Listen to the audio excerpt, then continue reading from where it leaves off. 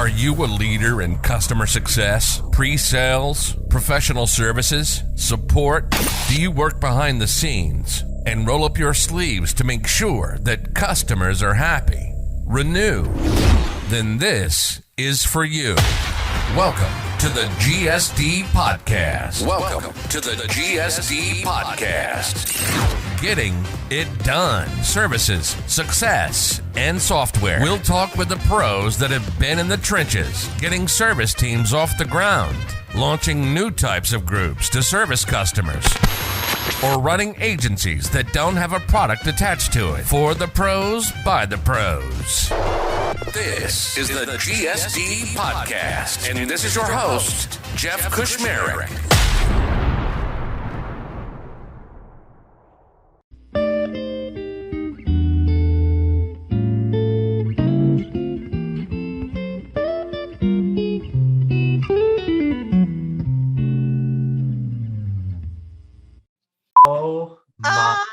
Zoom bomb to the conversation in which you were invited to be the guest.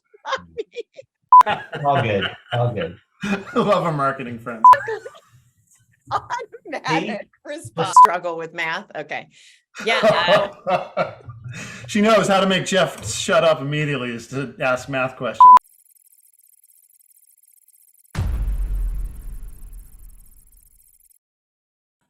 You, Scott Roth. Scott, you are the first person to be on this podcast twice. Obviously based on being in the top numbers of the podcast. I'm just guessing your mom is downloading this podcast every day. She has nothing else to do. And it's just consistently, I'm like, numbers just always, Scott Roth, first one. Put a link in the episodes. Just always hitting that number in the top 2. And out of how many? 3? No. Yours is pre-video, so now the numbers are all skewed because some people go watch the videos, some people watch the. I don't care about view. I'm not selling ads, so I don't care about view counts. But you look at these and you're like, wow, what about that resonated? I'm just assuming you just had all of your employees at Medallia go download the episode and everything. You post it out to your network and, your friends go and watch and then they pick on you privately through the text messages to let you know how you did. I mean, that's my life, is having my college roommates who know nothing about what I do just like consistently text me and stuff like that. Yeah. So, it's funny. We were talking about former coworkers and here's one right here. Oh my goodness. Zoom bomb. What a reunion this is. Holy cannoli. How did I get so lucky? Talk about setting your ratings off the charts. Your downloads for this, you're gonna have to get new servers. They're just gonna melt. That's right. They're gonna melt. Spotify is contacting me as we speak here because Allie, who refuses to come on the podcast, is actually now on the podcast. So this is amazing. We have one scheduled for next Friday. Oh, shoot. That's going to be a blast. I'm glad I did all the prep work on that one. That number one, he forgot. The other one that I was supposed to be on with him, he canceled. Yeah. That's correct. I wasn't feeling it. Yeah. And also forgot that I was supposed to be on the podcast. We all have customers. We all have emergencies. That's the, by the way, my God, some of the comments I'm getting today on some stuff. Well, the funny thing I posted, Scott, today on some CSMs that are too nice. But the funny thing is those people that are too nice are too afraid to complain. So it's just amazing. See, exactly. Yeah. But nobody would ever say that about any of the 3 of us, I believe. Oh. No. Number 1, that we're nice. Number 2, that we would not be able to comment on something. Yeah.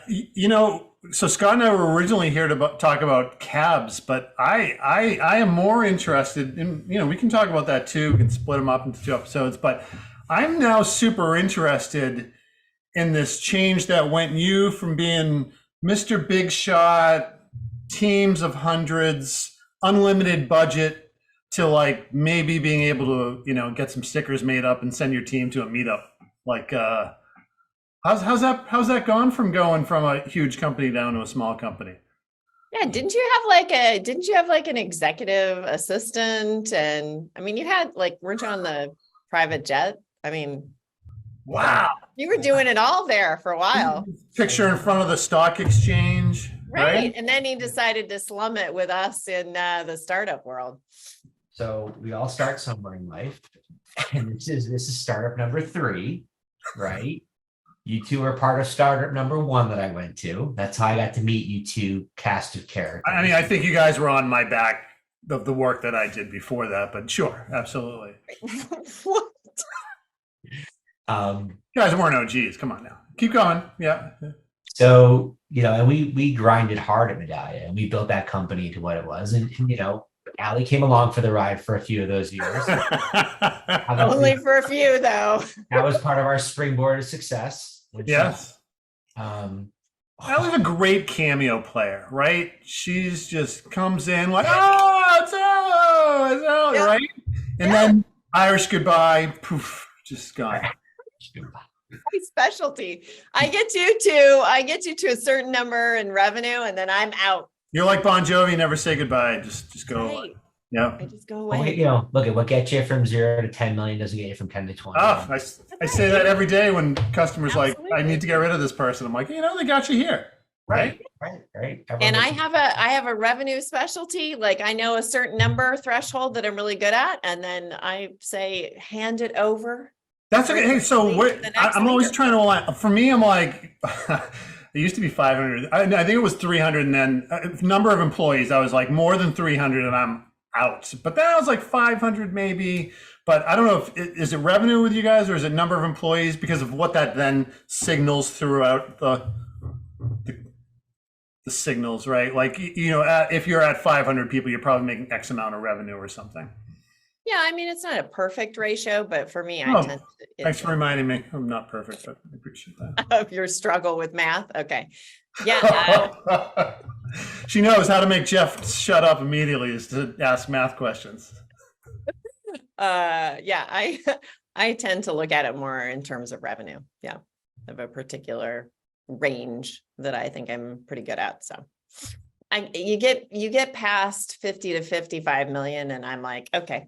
Oh, it's on to the next leader. Well, that 50 to 100, right, is like the hardest. Yeah, exactly. It's like asking somebody out on the highway. It rarely happens, right? So, I think getting to 50 million is awfully incredibly hard too. You have to get a lot of people to trust in your brand when you have no track record that they should put their bets behind you, right? An unestablished company. Short time in market, like why should they make the investment? Like what was it saying? No one gets fired for buying IBM. Right? IBM, yep. Right. So, do people want to put their neck on the line for you, this new company that's just trying it out? That's hard, right? The first 10 customers are the hardest. Yeah. I think. Yeah. I mean, are you being pulled into those sales conversations still, or you think you guys have crossed that point right now? No, I mean, sales is my happy place. I love helping customers understand the art of the possible, and what it takes to be successful, because I feel like that's where you establish the best relationship and you build all the credibility, because then when it comes to fruition later on, they say, well, wow, you said it was going to happen this way. And then it does. Right. And then you're with them through the whole life cycle of the purchase and the delivery. And that builds a lot of camaraderie and a lot of advocacy. And to me, that's really important because, people buy from people. We said that before on the very first Kushmarek podcast. I don't have the transcript in front of me, but I believe it was quoted. It was definitely a quoted statement. You're on your second episode, your second appearance. I haven't even been on one. I know. You're on number 2. So, Allie, I'm big time, Allie, and So Scott got a free sticker from being the first person to be on his second podcast. Wow. But you might be the second. I don't know. This is kind of like a little cameo appearance. He's Zoom Bob. I don't know if that even counts. I believe he just told me this is a little cameo appearance, and now I have to leave. No, you don't have to leave. The signal to be like, get out, Allie. I would prefer to have you stay here the whole time.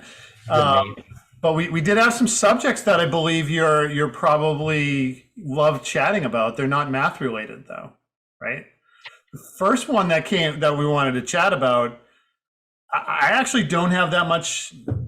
Well, I've got my own perspective, but like we were going to chat about customer advisory boards, who owns them, and then how to make them successful. That's right. Because last Tuesday I had our first ever one at Beamer.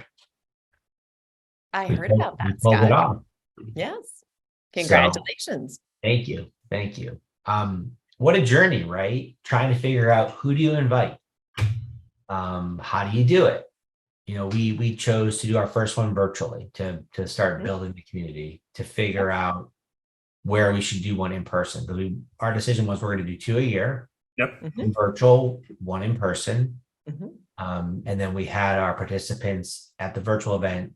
We gave 3 options for an in-person to vote and see where the group wanted to go, the majority. So we started to kind of see a theme show up and what part of the world we'll go to from an in-person perspective. And now we have to work on arranging that and logistics and all that. Yeah. We brought an external speaker in. We brought the commissioner from the EEOC in because that's a topic that's very important to our customers, especially with labor laws. Yep. And artificial intelligence is really a hot topic in the world, but in our space, it's very important from a recruiting perspective. Because just to be 100% clear, we are not talking about AI or ChatGPT here. Just like to be. I'm just saying that. Oh, I can't wait. From a customer advisory board perspective, one of the things that I learned was you need to bring value to the customers that are giving value back to you, right? So you're asking for them to help guide your company, but you know, the what's in it for them. And so we gave them access to an individual that they normally would never be able to meet or talk to. And now they all have his email. I love that. And so like, to me, that was like a really big win. And when we got our feedback back from our session, his section got the highest ranking from our customers. Like they got the most value out of his time, which was great because like it was for them. That's what Allie says when she brings me to speak. Exactly. That's exactly what happens. Your ratings are off the chart. That's usually the commentary I hear from. Yes. How many people did you have, Scott, at the? Yeah, I'm curious. How large is your cab? So we had. And how did you go about choosing which customers? You just reverse sort by ARR, right? I mean, that's what you do. No. So we had 8 customers attend, 8 individual accounts with 9 participants. We had one customer that brought 2 people. We started off with a list of 14 that we invited, assuming, you know, kind of like when you plan like a party of some sort, like there's going to be a decline rate because not everyone can always make it. So we need some people. And then what I found out was very interesting. A few of our customers, they're not allowed to be on advisory boards. Oh, no kidding. I didn't even know that was like a thing. But their legal team does not allow it. So they were like, we want to be part of this. Like as a person, I want to do it, but as like an employee of this company, I cannot do it, which I didn't know that was a thing. So that was a lesson learned. So, you know, for anyone that's listening, that's going to try to stand up an advisory board, you always have to kind of over invite just because you need to like, you know, you want to hit like a certain number, right? I think keeping it under 10 was good. Yeah. Especially in the virtual world, because everyone was able to really talk and communicate. And there wasn't, you know, like so many people on the Zoom that you just basically Zoom. You know, so 2 questions, very tactical, logistical questions. Yeah. I'm curious, but that's what we're all about here, right? So, was it you that told me you were going to like arrange and send like lunches out to people and some like gift things and stuff like that? So I talked to you when I called you, Jeff, to say, hey, like when you do customer advisory boards, like, what do you do? I wanted to get some brainstorming out with you, and just I called a few people to kind of crowdsource some ideas. We ended up not doing lunch because we have customers globally. So time zones, you know, it might've been breakfast for someone, maybe not lunch, maybe dinner for somebody. So we didn't do food, but we did create a customer advisory, an inaugural customer advisory board welcome gift set. And so, unfortunately our vendor had a little snafu and it didn't get sent out prior to the cab, but it is on its way right now. But we did end up sending a box. That's okay. I think that's fine. We sent chocolates and cupcakes out and mugs. So customers did get that before the actual meeting and they enjoyed them on the call. And now they're official gift is en route. So now I just want to apologize in advance if anybody thinks I have like a dryer with pairs of sneakers next to me. My kids just got home and they're running all over the place. So apologies on that. Secondly, did you choose to use Zoom or did you use one of these more specialty event things like a Zuddle or I can't keep track of them all, but like, or were you straight up Zoom? But old school Zoom, good old fashioned Zoom. People know how to use it. It's comfortable at this stage, I think, as much as it can be. I love Ellie, it. what were we going to say about that? Because I have a shocking counterpoint to this. So I was just going to say something sarcastic about the fact that I love that we refer to Zoom as old school. Well, it's not WebEx. Because it's not, I mean, it hasn't been out that long, but you're right. It is old school for this. Like RuPaul, we really got to meet like this. That was WebEx, right? Like, yeah. So I still have some people that have to use WebEx. Painful. Yes. I'll tell you guys after because she's listening to this and she's like, if you freaking tell them. So anyways, that's interesting. So I've been talking to some people that run these and they bring in these other platforms just because you're on Zoom all day long, staring. I know the comfort of it, but like, oh, look, it's lime green and there's a thing in the background. And I don't know. I know us New Englander types, non-Allie or like whatever, just bring me to the meeting. She's from New Jersey. Oh, she always comes off as San Francisco to me, but that's good. Thank you for saying it properly, Jeff, as opposed to how you always say it. But Scott, how do you, if you're not going to say full San Francisco in a sentence, a very casual, maybe around adult beverages, how do you say San Francisco to people? I'm from San Fran. Oh, do you know that? I mean, what else would you say? That's the wrong answer. That's just so wrong. Scott, I am now also sending you out some stickers from my May 17th event at Pulse, and that Allie will also be attending. So you can meet Allie there. Anybody listening? What am I going to do to get a vest? I want one of those vests. That thing is sweet. I am happy to send you out a vest as a now 2-time podcaster and in the top percentage of all-time listens. So public service announcement to the 5 people that listen to Jeff's podcast. Wow. Please, whenever referring to the West Coast and San Francisco, you either refer to San Francisco as the city or SF. And yes, that is a thing. Is that when you have your blue bottle coffee in your hand and you're walking around talking about the this is cherry root and single origin and that whole conversation? Yes, that is true. Yes. And yes, you can refer to SF as the city, even though the New Yorkers will hate you. See me in San Fran. I'll be there. Look at that. SF. He'll be in SF. So bringing it back to important conversation. Because you two are just lost in a winless debate. You're to be entertaining, Scott. You're being way too professional for our taste. Remember, I'm big time, as you call it. Got a point. I want to make sure we stick with the mantra. Just to be clear, when I did my customer advisory board, my virtual one, I only did it for 2 hours.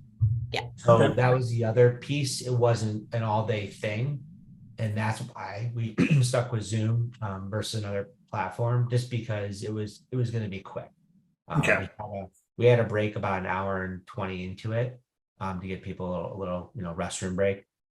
But it was a very quick thing, and that was actually part of the feedback we got, was that it was almost too quick. Yeah, interesting. So, Scott, you felt like 2 hours went quickly because you had a guest speaker though, right? Oh, yeah. A guest speaker. I was worried we weren't going to be able to fill the 2 hours because we never know before, right? And I didn't know how the customers would get along with each other. We started off with customers doing self-introductions, who they are, what company they're with, and I asked one question for everyone to answer. I said, "What is the biggest problem you're trying to solve right now?" And obviously,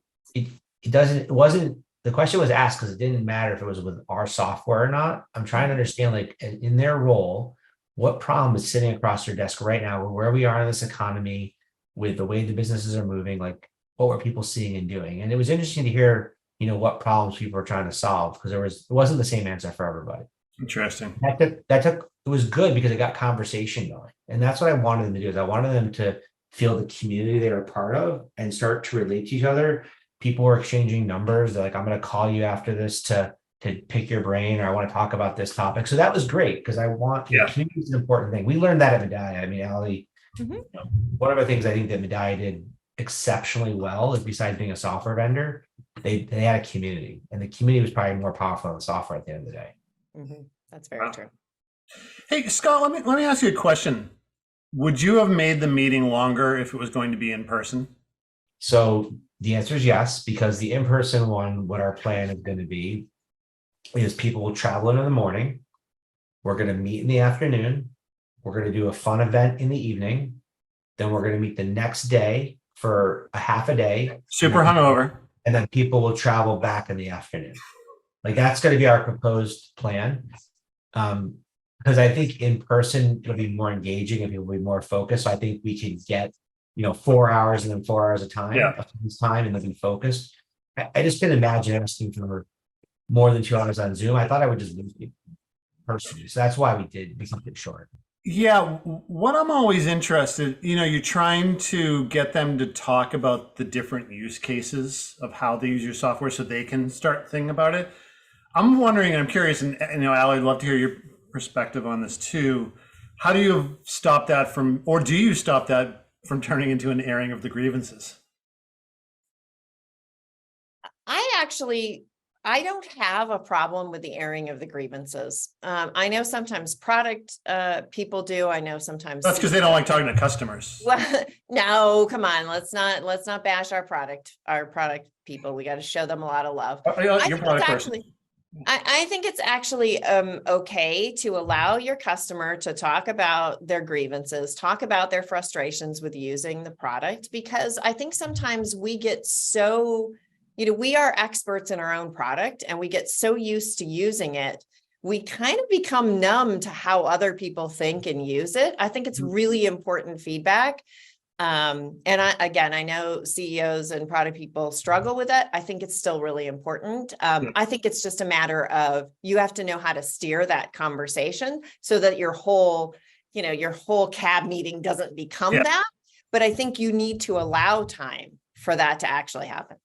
You know what I found is an amazing benefit, and this has happened more than once, more than one company, is that, trying to phrase this in the right way, a customer came in, the whole thing, and then when we had the feedback type of a session, this big airing of the grievances started with this particular customer, and they weren't getting any sort of like, I agree with you from the other people on the cab, and it made that customer realize like, oh wait, I'm the crazy one.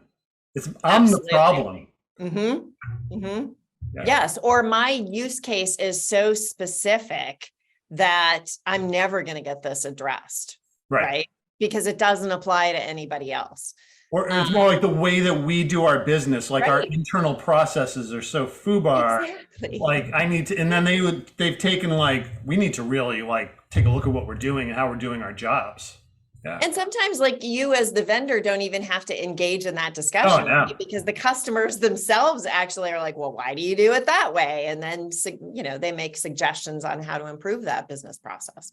Yeah. Scott, hey, I was going to do my jump in and just cut everybody off, but like I just. Yeah. Did you want to contribute at all to the conversation in which you were invited to be the guest?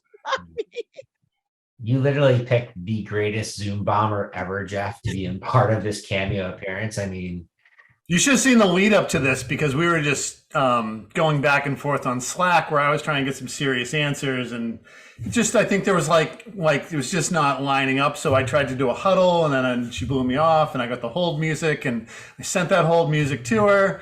And then I was like, hey, I'm getting on with Scott. Like, what's your, and then so automatically available. She's like, immediate response. Exactly. Automatic response. For Scott, Allie shows up. I had to beg her to come on to the pod. Well, literally beg for her to come on to the podcast a few months ago, which I then probably forgot about. Yeah, it happens. Fridays, are tough days. Tough days. Yeah. But Scott, back to you.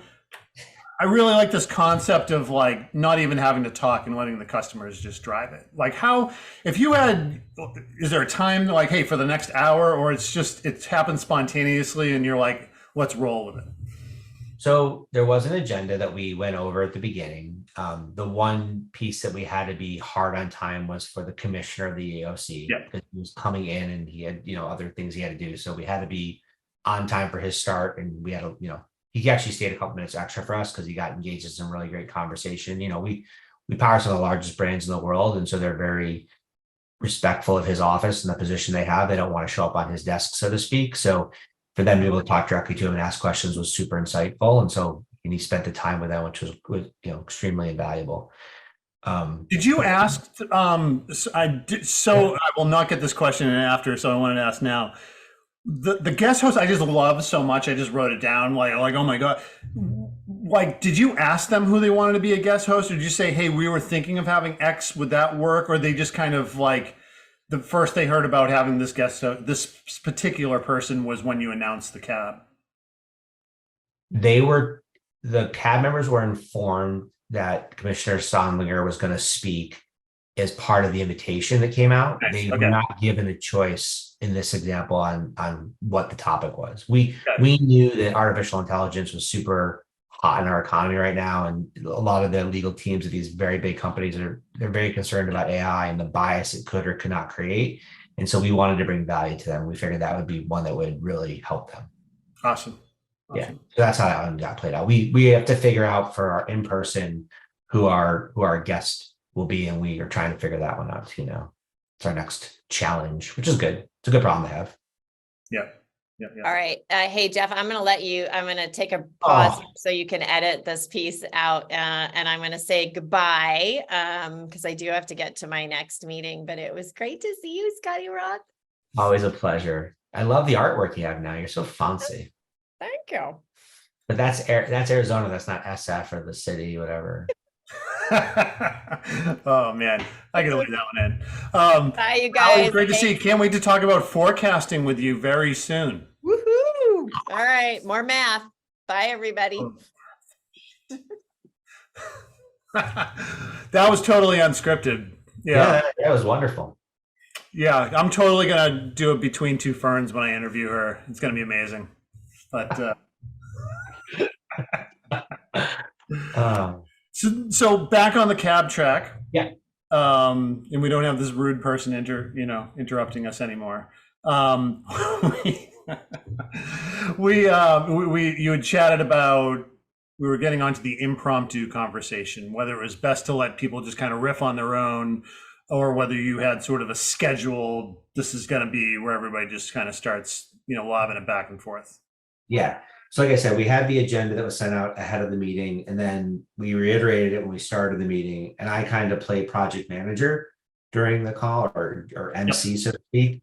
And I kind of worked us through the agenda, moving us through the topics, because one of the things we did as part of the registration was we asked our customers, we had a list of like 6 different topics. We said, which 2 are the most important to you or most relevant? Yep. And based upon their votes, we had a back half of the meeting dedicated to those topics. And that really became the kind of open conversation, because we opened it with a question around those topics, and then people just started bringing up their question or point of view. And, one customer said, well, we did this or we did that, and our legal team allowed this or allowed that. And then we would provide our perspective. Sometimes we would drop in, capability that we could, support through the platform. Yep. That was a really nice, just kind of group conversation for the participants to talk about. We had a section about our roadmap and where we were going, which was really important. It was interesting because we feel that we've made our roadmap very valuable, but it taught me that it's not nearly as valuable as we think it is. Because these folks get into that, yeah. Because we talked about this when we were talking about this beforehand, not the prep call, but like prepping for your cab call. Yeah. So let's talk about that roadmap, because I remember it was something that wasn't available for a while, right? So yeah, it's always been available. The question is, how do customers get to it? So that's it. Yeah, we had a navigation update about a month ago, and in that navigation update, we've now created hot links to different parts of our knowledge. So customers can now get to our support center through like one sign-on versus multiple, reducing the friction points, right? Making it easier. Yep. We also now in that bookmarking section have our product roadmap where customers can go to. And one of the beautiful things that our product team did was they enabled a feature in the roadmap where clients can now vote for capability. Love it. It goes back to that other thing before where that thing that somebody's constantly asking for gets put in there and they see like one vote and they're like, wait, nobody wants the button that does the thing? Right. So now, like, I have my CSMs like saying to our customers, like, if that's so important to you, please go through this channel and show us, market. Like I need, like we can scream from the top of the roof how important it is for our clients, but you showing a vote here actually is so much more impactful than me screaming it. And so now we're helping our customers understand how to like either put in things for the product roadmap or upvote things that help the product managers think about what they should be working on next. And when you can have product roadmap that's both innovation from the company and customer directed, and you can marry two of those together, I think you bring a much better product to the market. I love it. When you went into your themes, sorry, let me rephrase that. When you started getting into your product roadmap, were you getting into specific features and or were you getting into general themes? Like general themes is like, we will upgrade our analytics versus we are going to have this field available first, right? No, we did it at a theme level. We had 6 themes that are on the roadmap. Yep. We basically, that was what the slide was. Here are the 6 themes. And then we talked about like why the theme was important. The buttons and the colors and the fields, like we didn't get into that. We talked about, we have these things called labs programs. Yep. And we said, like, look at it, this is interesting to you. Let's have your organization be part of our lab where you actually help us co-develop this, be one of the early adopters of the capability. We'll put it in your platform first. You can beta test with us, knowing it won't be perfect, obviously. We'll help us work through the bugs, the defects. Yep. But then you'll help us shape what becomes general available for every customer. And so, and all of our customers are open to be part of our labs program. We don't restrict it to just our customer advisory board, but everybody wants to be part of the labs, right? Some customers are more, I want the mature product that's been tested and baked by somebody else. And other customers are the early adopters, and I want to help figure out where to put the button and what color for it to be. Yeah, exactly. So it's great. That really helps you shape a product that's usable for the customers. Yeah, you just got to go outside the 4 walls of your company, right, and find out what people actually want. And those meetings are great. So what were planned for success metrics, and then like, hey, if we do this, we expect X, Y, and also, it's just always a good thing to do. But beyond that, did you say these are some expectations that we're going to have as having a cab? And not everybody does that, so I'm not going to say, but I'm curious if you put any tangible success metrics towards having a cab, because not every CS team owns the cab process too, right? So from a success metric perspective, we never, this is, like I said, was our very first one, so we didn't know what we didn't know. And that's actually how I opened up the meeting. I said, look, it's the first one we've ever done, so we're going to make mistakes, so please give pity to us, so to speak. We also give feedback, so at the end we sent out obviously we sent out an NPS survey. Because I wanted to know how we did. And so we figured we had a baseline, our first one to understand where we were in the good, bad, or ugly kind of metric. So we did pretty well. I'm pretty happy with how the results played out. Like I said, feedback came in saying things felt a little bit rushed, which was great. I mean, I feel that left our customers wanting more, which is always a better thing than, hey, I was bored out of my mind and that wasn't a good use of my time. We did ask the advisory board, if you are signing up for this, that we do expect you to attend both the remote and the in-person. So we did set expectations with them on what's expected of them. We did also say that, as an advisor to us, we do expect to come to you individually, besides in the big group, to talk about things that are important to us and get your perspective, and bring you together in subgroups where appropriate. So we might do, we determined that going to a certain industry and talking to the team by industry is important versus the whole group, we'll do that. And obviously, like I said, getting involvement in the product advisory board, which is more the feature function stuff, was an important thing. So what are you going to change for the next one? Well, it's going to be in person, so that'll be a lot different. Yep. It's going to be longer. So we're going to, obviously the agenda will be more robust. So we have to understand how do we fill, a day's worth of content versus just 2 hours. Obviously, a Red Sox game.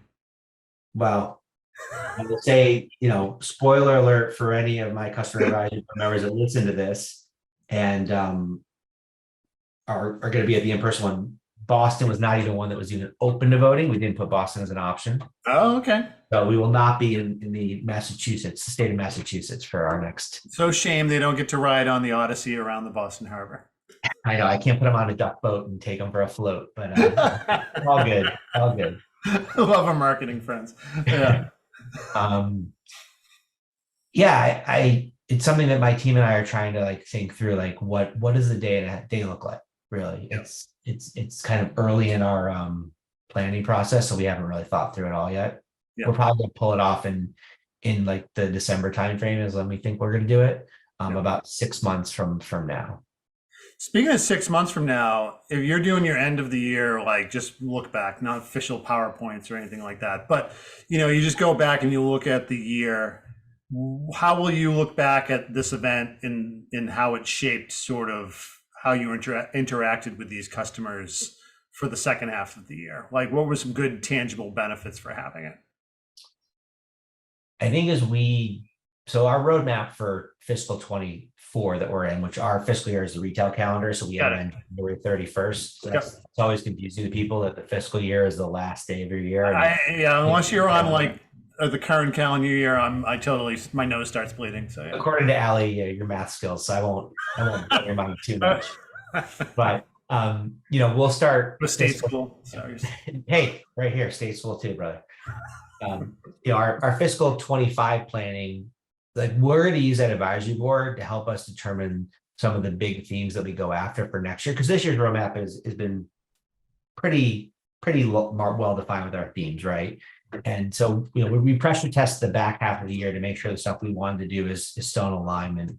But the board will help us determine the first half of fiscal 25, which will really drive, I think, value for our customers, because these are some of the biggest brands in the world. And if they're looking for these kind of things, then I would assume, probably should never assume, but it's safe to say that other brands would benefit from their fortitude. So that's how I think we'll be using that group of folks. And also from a reference perspective, I would expect that some of our, new customers that come on board will be because of referrals from our advisory board.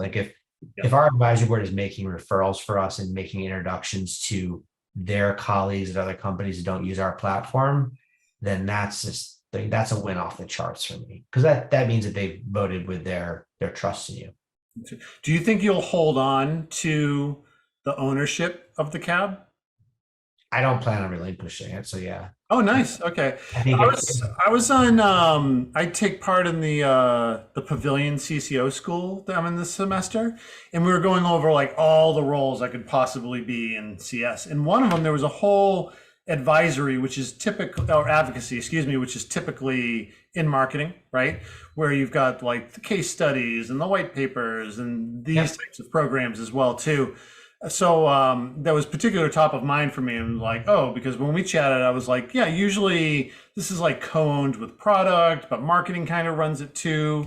So it's interesting to say no, you want to hold on to this and be the driver on it. Yeah, so I own it. Now, let's be very clear. This would never have been accomplished without a bunch of other teams, right? Absolutely. So my marketing team, they're the ones that put together the registration website. They're the ones that put together the package and the gifts that we're giving out.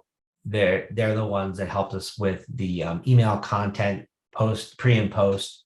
They're going to help us with the facility for the next event, all these things, right? So that team is mission critical. I had a product present the roadmap to our customer advisory board. So his involvement was mission critical. I'm trying to think, obviously my customer success team was there, customers and being part of the meeting. Our marketing team getting us access to the external speaker, right? So getting us access to the commissioner. Oh yeah. I don't have that. I would have no idea what to do. Right. So you just send them a LinkedIn DM. Is that how it works? Or yeah, kind of, right? You just, gov.com or whatever, and all of a sudden easily available. But like it took a village to pull this thing off, and some people were not visually present to the customers that were there, but they supported and made it happen. So it's a team effort. But at the end of the day, like, we're in charge of the customer. Like, anything post sale is us. Yep. We own the relationships. We need to drive the advocacy. We need to be there for our customers. We're the ones that can ask them to come. We're the ones that can say, hey, like, tell us the good, bad, and ugly about ourselves, right? We want to hear your feedback. It's how we get better. Yeah.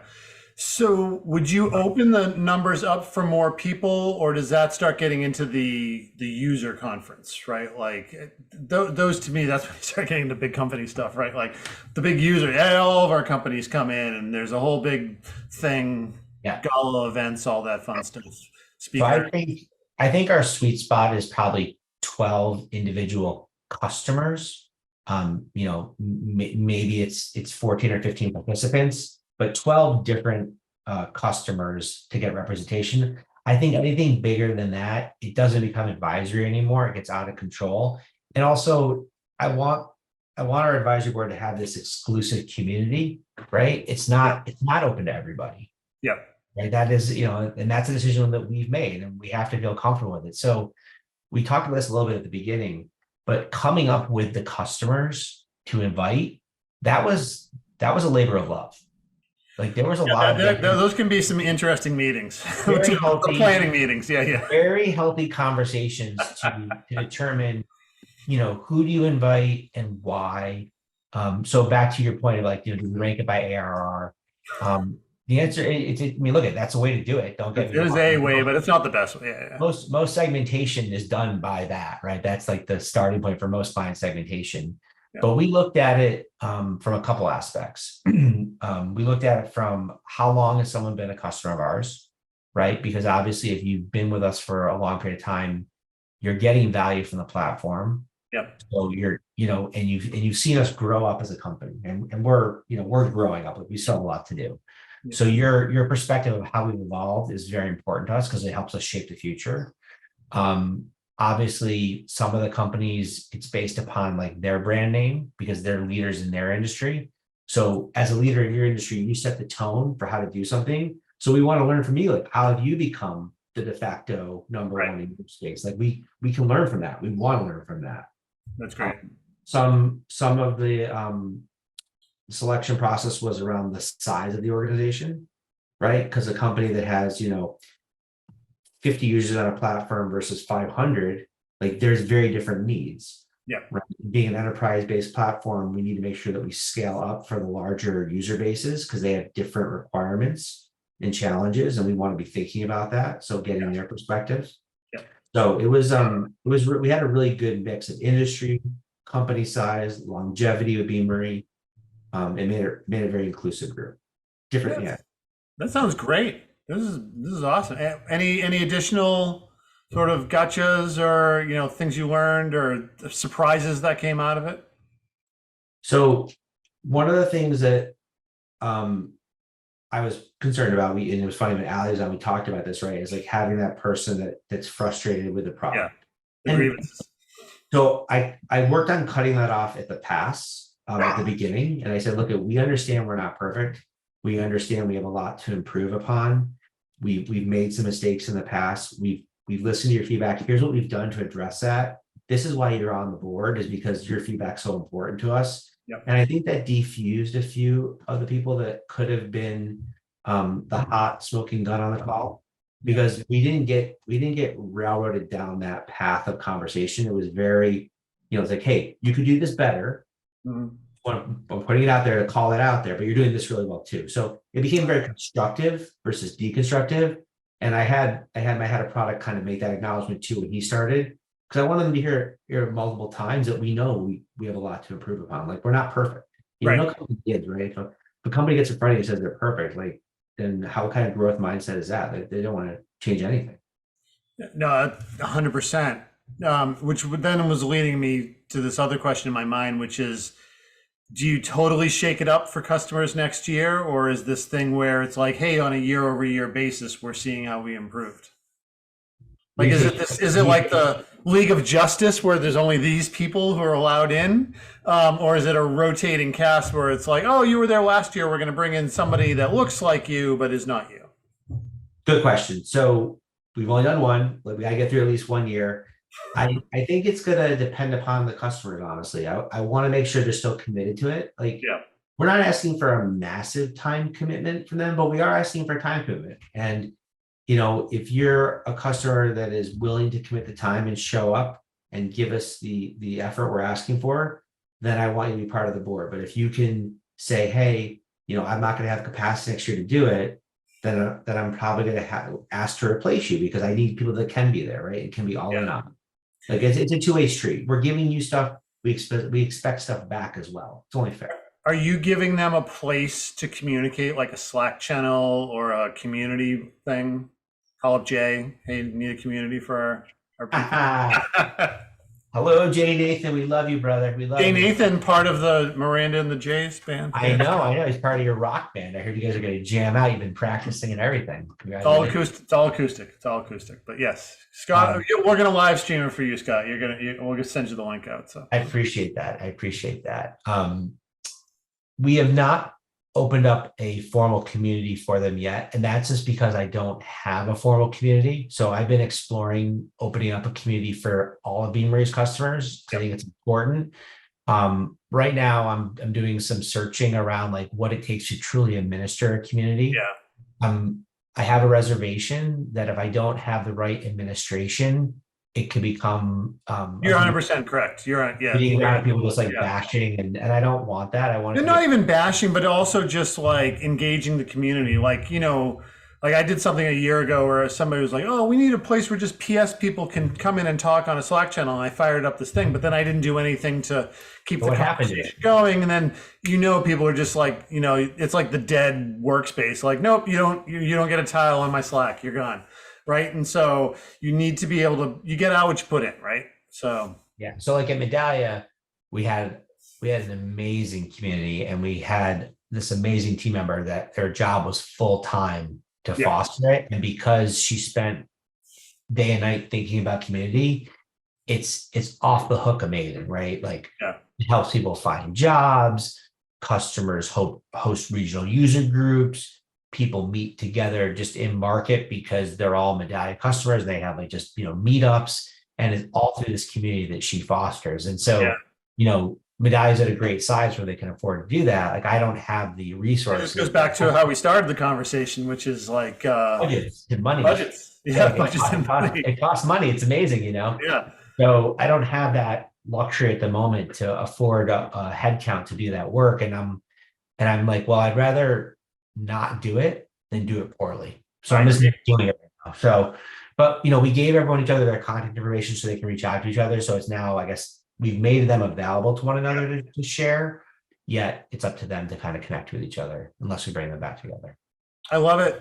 Great place to end on this. We like to talk about a little personal stuff on, so I was just going to ask you what you're going to do this spring or summer, but something tells me you're an allergy guy and you're about to get slammed with allergies. Is your car just covered with yellow when you're in the morning? Well, that's the Massachusetts pollen dusting we get, but being the avid golfer that I am. Oh, there you go. You're good. Only rain keeps me off. You're just in, yeah. So, so when you're not on the your kids' soccer fields for 4 hours on the weekends, you are out there golfing. I'm on the golf course for more than 4 hours. That's awesome. So that's what you're looking forward to this spring. Spring, yeah. So school's finishing up with the kids, right? Yep. So sports are in full rage as you've been in your years as a parent as well. So it's off the hook, crazy, busy. Yep. And then we're getting ready for summer camp. So our kids go to summer camp. So this is do you do that thing where the kids are gone for the entire summer thing? This will be the first summer they're going for a 7-week overnight camp program. So we will be, empty nesters for the first time, my wife and I. What are you going to do? I mean, it's crazy. You should go to the Grand Canyon or something. We have a few trips booked. We'll be on Cape Cod for a few long weekends. I love this. This is amazing. New Hampshire, so we'll visit them. It's wonderful. I do love that, which is like, instead of going on that 1 week, just doing a couple 1 weeks, travel takes it out of you. Like a couple long weekends goes a Yeah. really long way. Yeah, that's You amazing. leave like on a Thursday night, you get to the place, you're there Friday, Saturday, you come back on Sunday. You get two trips, so you spread it out over the summer, so you're not just gone. You get 2 days. You got to hit. Yeah, you have to hit the bridge on a Friday night. You can't go. You can't go Saturday. Oh my God. So we go Thursday night to beat the bridge traffic, so it's even better. Oh, you're getting ready for a meeting. I just heard that. So Scott, hold on, pause one. Amazing. Thanks so much. Thanks for letting Allie join in. Totally off the cuff, and appreciate all, every time you're on. You're going to be on again too, but hold on, pause one quick second, and thanks again for joining. Thanks, Jeff.